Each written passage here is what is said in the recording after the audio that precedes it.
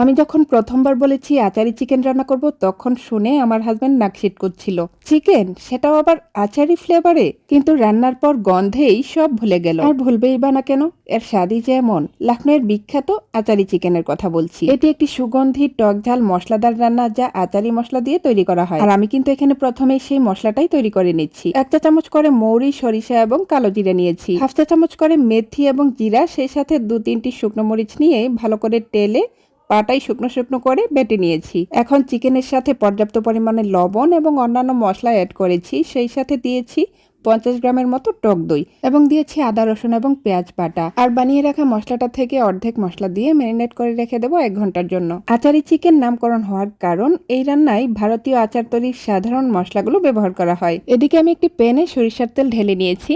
অপরদিকে একটি হামানদিস্তায় 4-5টি কাঁচামরিচ ছেঁচে থেতো করে নিয়েছি।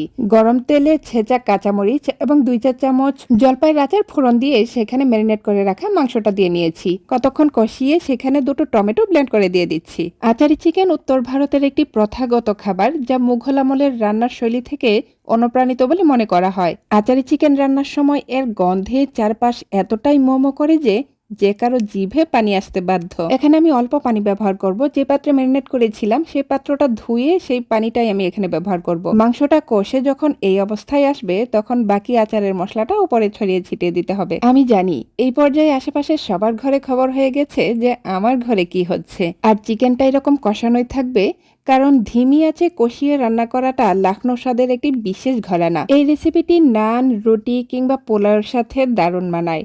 আমি তো আজকে রুটির সাথে সার্ভ করেছি, খেতে দারুণ লেগেছে।